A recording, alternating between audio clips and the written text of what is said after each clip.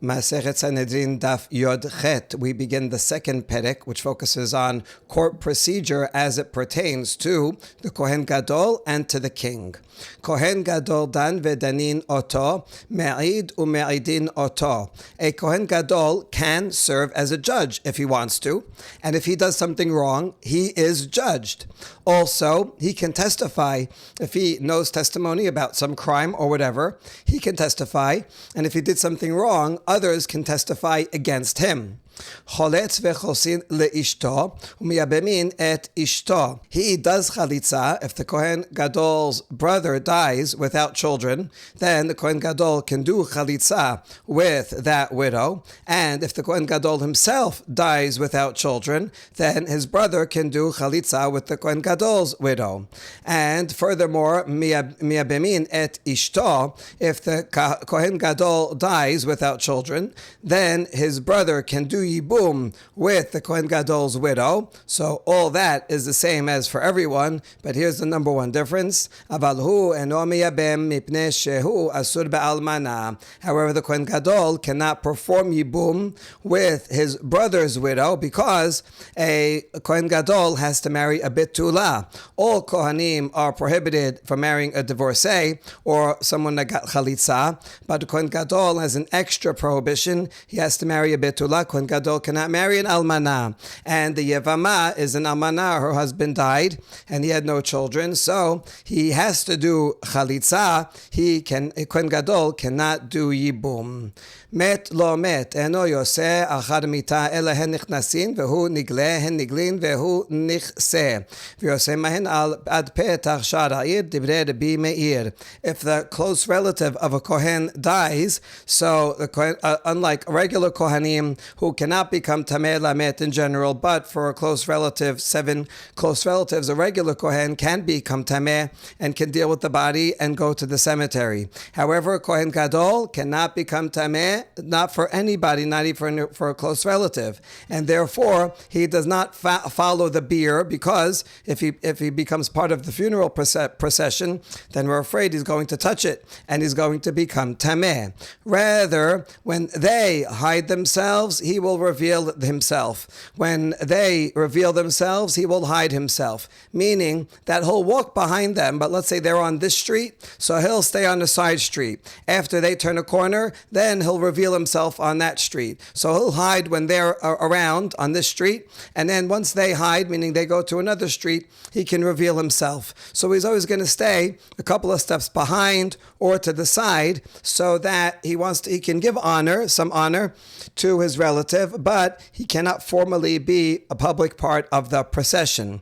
And he can go with them in that manner until they get to the gate of the city. And then afterwards, the funeral procession would travel beyond the gate of the city to the cemetery, wherever it is. But at that point, there would be nowhere for him to hide out on a side street, so he can only go to the gate of the city, and he cannot go any further with them. That's the opinion of Rabbi Meir. Rabbi Yehuda Omer, eno yoseh min hamikdash mishum shenemar min hamikdash lo yeseh. Rabbi Yehuda says no. When a Kohen Gadol's relative dies, he cannot leave the precincts of the Bet HaMikdash. As the pasuk says, from the Mikdash he will not go out, not to become tameh, not even for a relative. Rabbi Meir could understand this as min hamikdash, from his holy status he cannot leave to become tameh. But Rabbi Yehuda reads it literally as no, he doesn't leave at all. He doesn't join the funeral procession, not even in hiding. וכשהוא מנחם אחרים, דרך כל העם עוברים בזה אחר זה, וממונה ממסעו בינו לבין העם. Now, if someone is in mourning and the Kohen Gadol wants to offer his condolences, he can do so, but we don't want him to get too close, because then he might become tameh lamet.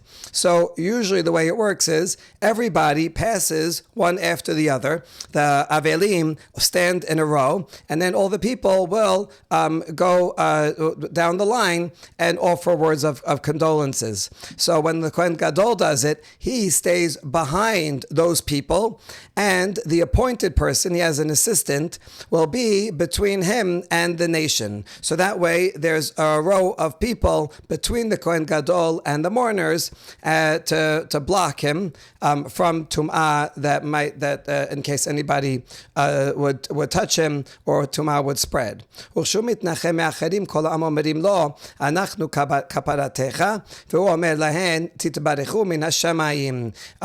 if a Kohen Gadol is in mourning, a close relative of his dies, even though he doesn't go out to bury them or anything, but people can come and visit him and offer words of condolences. So the people will all say, "We are your atonement." And he answers, "May you be blessed from heaven." And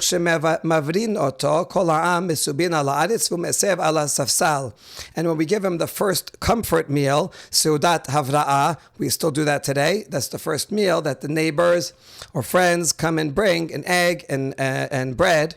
And they offer it to him. The way we usually do it today is that the Avel is sitting on the floor, and then we pass it to him. However, since this is Kohen Gadol, it would not be respectful for the Kohen Gadol to be sitting on the floor, and therefore all the people are reclining on the floor, whereas the Kohen Gadol reclines on a bench, because even though he's in mourning, still he's Kohen Gadol, and so he's offered that amount of respect.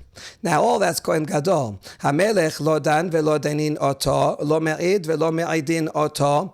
A king cannot be a judge, nor can he be judged. Even if he does something wrong, he doesn't sit in judgment like everybody else. He cannot testify about something, and people cannot testify about him. He seems to have immunity. We'll discuss further. He does not do chalitza. If his brother dies without children, he doesn't do chalitza, because part of the chalitza ceremony is that the widow will spit in his direction, and that's not respectful to spit in front of a king. And also, if the king dies without children, then the brother does not do chalitza for that widow. The reason, as we're going to see in a second, is that nobody is ever allowed to marry the widow of a king that died. Since there's no possibility of marriage, you can't do yibum. Since there's no possibility of doing yibum, there's not even a need to do chalitza. Velo miyabem velo miyabemin leishto. The king does not do yibum. If his brother dies without children, he does not perform yibum. And similarly, if the king dies without children, his brother will not do yibum with the king's widow. Rabbi Yehuda Omer, im rasa lachaloso liyabem zachor letob. Amru lo en shomin lo. Rabbi Yehuda disagrees and says, if the king wants to do chalitza, so that means, okay, the widow will spit towards him, but if he wants to forgo in that honor, he can. And if he wants to do yibum, he can do yibum. The king can marry many wives, and so what? He can marry an almanah too. So if he wants to, he can do yibum. And Zachul, remember him from good, because it's a nice thing that he did yibum, he helped out his brother. However, Chachamim say, no, we don't listen to him. Even if he wants to, this is a degradation of his honor, and we don't let him. Ve'en nos'in almanato, and no one is allowed to marry a king's widow. She's off limits forever.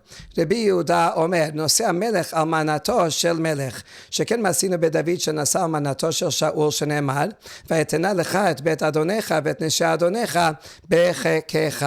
Rabbi Yehuda says that a king can marry the widows of the previous king, because we see that David married the widows of King Shaul. As the Pasuk says, when Natan HaNavi is speaking to David, he says, I have given you the house of your master, that's Shaul, and the wives of your master in your bosom, meaning that you're allowed to marry them. So in fact, taking a king's wife or wives is in fact a sign of being the king. That's why in general it's not allowed to take a king's wife. But if it's the next king, who is indeed the king, then it's permitted.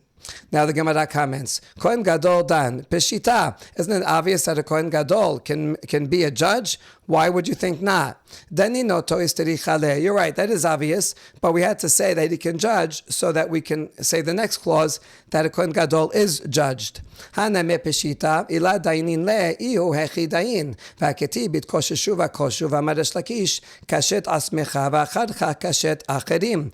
is also obvious. If he cannot be judged, then how can he judge? After all, we have a pasuk that says in Sefanya, gather yourself and gather together. And as Shakish explained that to mean, first gather yourself together, and only then you can gather other people together. In other words, if you want to help other people, first help yourself, put on your own mask, and then put other people's mask on. Make sure you are morally correct, and only then can you judge others' morality.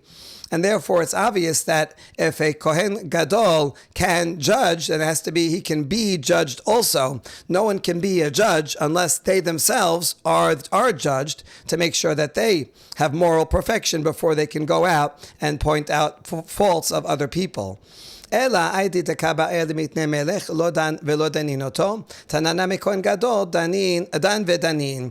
Rather, the whole line for the Kohen Gadol is obvious that he can judge and be judged.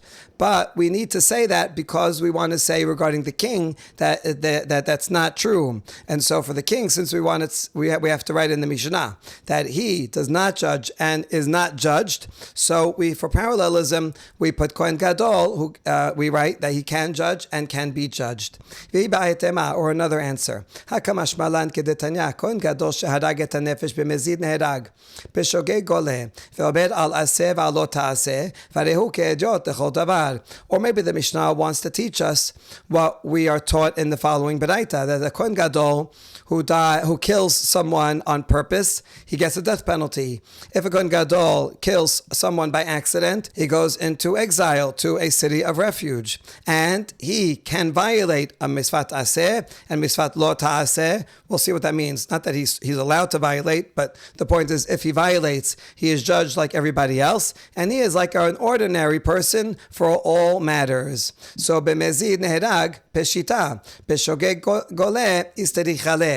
Now, if he kills on purpose, then he gets the death penalty. Isn't that obvious? Says, yeah, that is obvious, but we need to write it in the Mishnah because of shogeg. If he kills by mistake, then he goes to a city of refuge. I need to know that. What the Gemara asks, Haname Peshita, isn't that also obvious? Isterich salka datechamina ukhti v'yasha ba'ad mot kohen gadol ve'ema kol de'it letakanta b'chazara ligle telet letakanta b'chazara la ligle.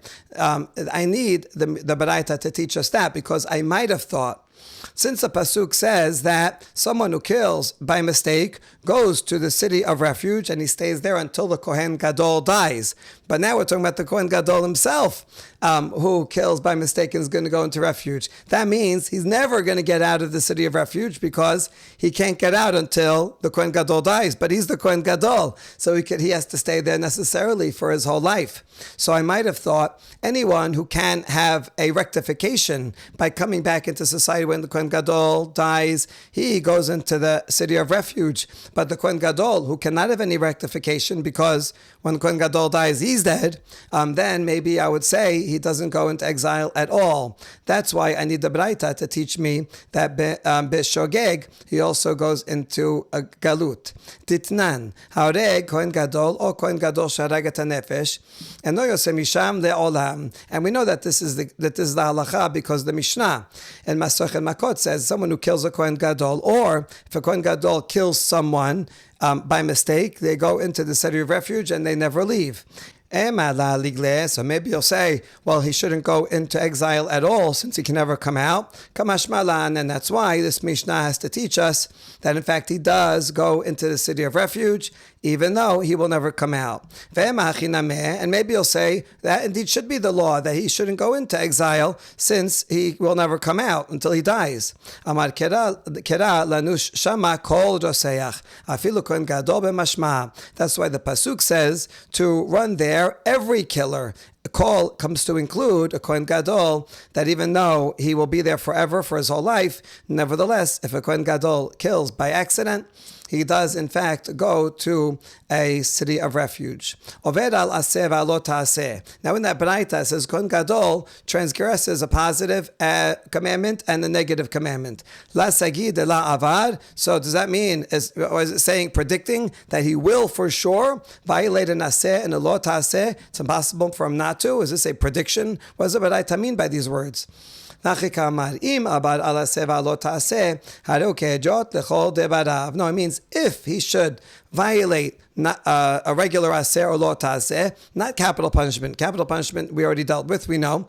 We saw in the previous Mishnah, Kohen Gadol is judged by a court of 71 if it's capital punishment. But if he violates an aseh or lo ta'aseh, he is judged the same way as any ordinary person with 3 judges. Peshita sakata techamina ilu tanan en danin velo et hashebet velo et nebi hasheked velo et kohen gadol el al pi betin shel 71 v'amad avada barava kol davar להגדול יביאו אליך, תבדיו של גדול, אמה כל תבדיו של גדול, כמשמעלן. Now isn't that obvious that if a Kohen Gadol violates, let's say, eating pig, and he needs lashes, then that would be in front of 3 judges, as it is for anybody else. Or 5 judges, if it's a matter for 5 judges. Isn't that obvious that it would be the same as anyone else?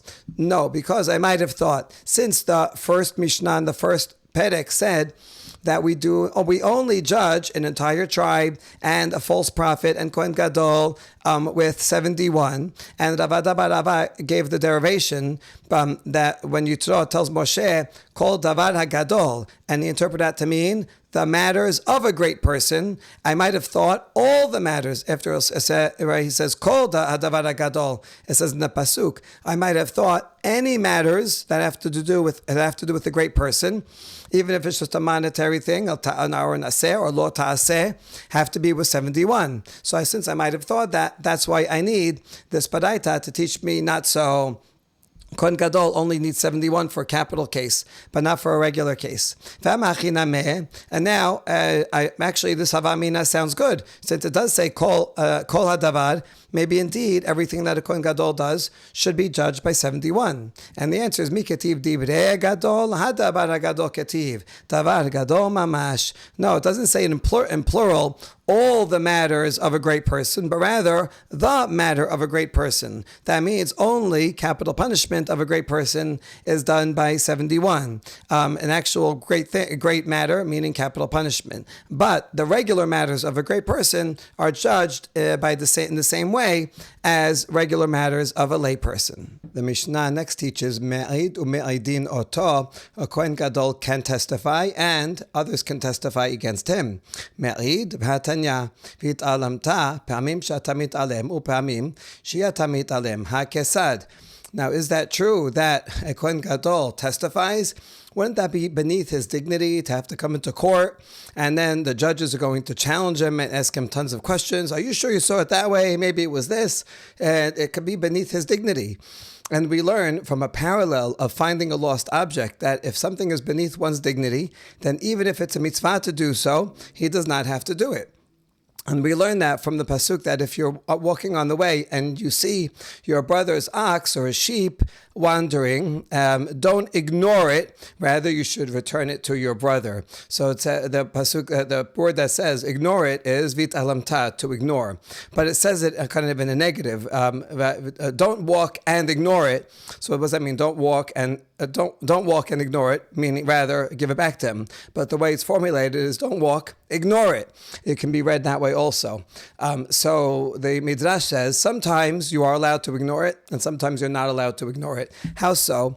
Kohen vehu bebeta kebarot, zaken ve'ena lefi kebodo, o she'eta melacha shelo meruba mishil chabero, lekach nemar v'italamta. If he's a Kohen and the lost item is in a cemetery, so the Kohen can't go into the cemetery, so what can he do? Then he doesn't have to return it. Or if he's an elder and this is some kind of big box that was lost, or an animal, and it's beneath the honor of the elder to have to go and lift this heavy thing or to bring the smelly animal and take care of it, then that elder does not have to do it. Or if someone has a high-paying job, he's $1,000 an hour lawyer, and now he finds a little Casio watch on the floor, so now he's going to have to spend 3 hours to return this $20 watch.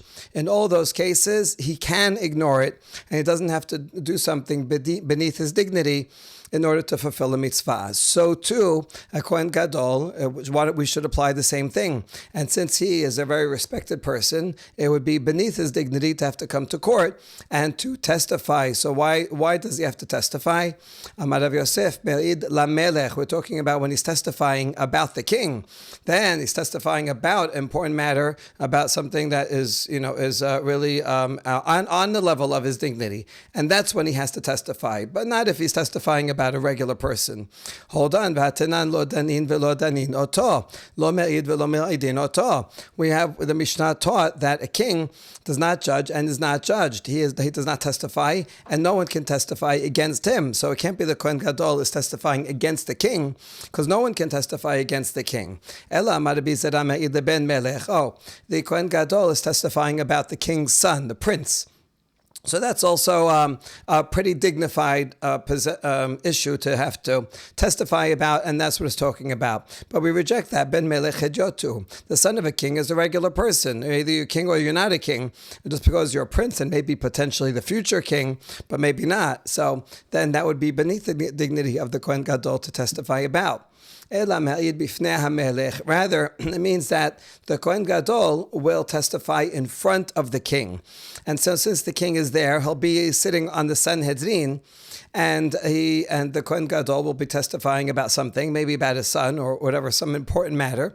So then that would not be considered beneath his dignity, because the king himself would be present. Hold on. But the law is that a king cannot sit on the Sanhedrin. We said he can't be a judge. And the answer is, Mishum yekarat Kohen Gadol atyaviate, mekabele nihale sahadute, kaehu ve'azilu me'ayeni nale anan bedine. Oh, the answer is that we only bring the king to sit there because of the honor of the Kohen Gadol. So we don't want the Kohen Gadol to be dishonored by coming in. And so by the king sitting there, that brings prestige to the whole thing. And he'll sit there and during the questioning of the judge, of the witness. And then once we accept the witness testimony, there's going to be at least 2 witnesses, and they cross-examine them, and the king is there. Then the king gets up and leaves. And then the rest of the judges will deliberate about the case on their own. So therefore, the king is not actually acting like a judge. He's not going to be part of the deliberation. He's only sitting there temporarily as a placeholder, while the Kohen Gadol is giving testimony, just to give him honor, but we're not violating the problem of the king being a judge. So that's the answer. Kufan. Now we go back to that Braita. It says, "En moshivin melech besanedrin v'lo melech v'kohen gadol be'ibur shana." The full Braita says that we do not allow a king to sit on the Sanhedrin, and the king and the Kohen Gadol, neither of them can be involved in the discussion about intercalating the year and adding a month to it. Melech besanhedrin dichtiv lo ta'aneh al riv, lo ta'aneh al rav. Why can a king not be on the Sanhedrin? Because it says, do not answer in a cause, in a fight, but you can repunctuate riv tarav, do not answer a great person. And if the king is on the Sanhedrin and he says something, then everybody will be afraid to contradict him, and there won't be a healthy discussion on the Sanhedrin. And usually on the Sanhedrin, you have the Supreme Court Justice, the highest person, will speak last, so that the lower judges can speak their mind without fearing contradiction. But it wouldn't be nice to have the king speak last. He would say, I'm the king, I'm going to speak first, and then everybody would be afraid to contradict him. So it's not a good idea to have a king on the Sanhedrin. Lo melech v'kohen gadol be'ibur shana, melech mishum af sanya, kohen gadol mishum sina. You cannot have a king or a kohen gadol in involved in discussion about adding a month to the year. The king is because of the sustenance of the soldiers. You see, he collects tax on an annual basis, but the soldiers are paid monthly. So he will think it's in his interest not to add an Adar. Let's say you really do need to add an Adar because of the equinox and other considerations, but it'll be like, oh, then I'm going to have to pay the soldiers for 13 months, and I'm only getting taxes for 12 months. No, I'm not going to add a month. So because he has personal interest not to add a month, he cannot be objective. He cannot judge such a case. Kohen Gadol also, he's thinking of how cold he's going to be on Yom Kippur. On Yom Kippur, if you add an extra Adar, then Yom Kippur will fall out a month later into the fall, closer to winter, and then it's going to be cold on Yom Kippur, a month colder than it would have been otherwise, and he has to change many times and go to the mikveh many times, and the floor is cold, and so he doesn't want to be cold on Yom Kippur, so he's going to object to adding an Adar for personal reasons, but that's not a good consideration, and therefore the Kohen Gadol is not allowed to be part of those deliberations. Amar Papa Shemamina Shata Batar Yadcha Azil. The Papa says we can learn from here that the year follows the months, meaning the number of months. In 10 months from now, the season is going to be whatever it's going to be, and it doesn't matter if you add an Adar and then move the names of the months over, or don't add an Adar. The weather follows the solar year, meaning, and so that follows the number of months, not the names of months, which is obvious. However, there's a source that would seem opposite. Ini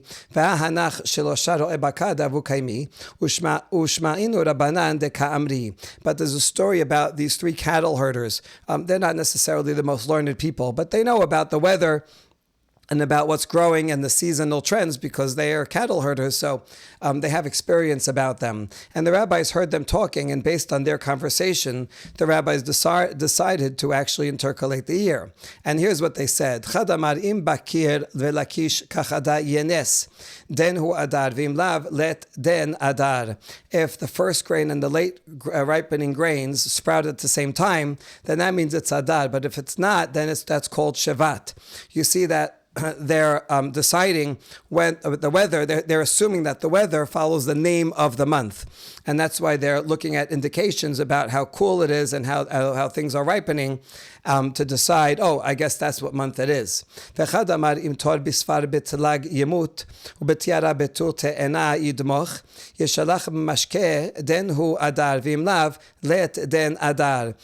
if an ox dies in the morning in the snow because it's so cold, but at noon, the shade of the fig tree, the ox sleeps in the shade of the fig tree and rubs its skin because it's so hot, then you know that's Adar. But if not, then it's not Adar.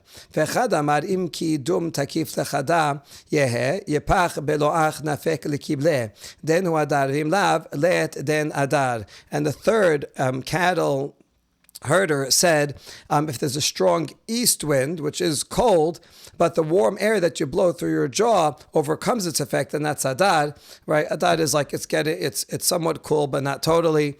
But if not, then it's not Adar. And the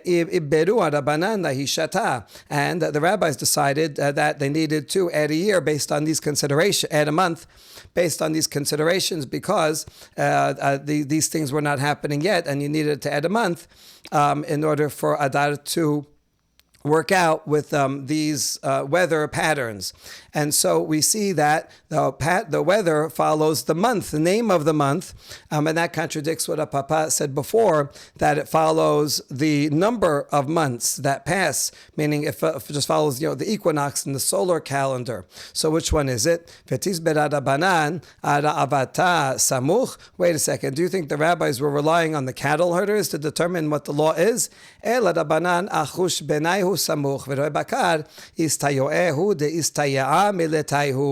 the rabbis had their own calculations, and they in fact did calculate when the equinox is and all the other calculations that they make, which are based on scientific evidence and the solar year and how the weather changes based on the season and the solar year.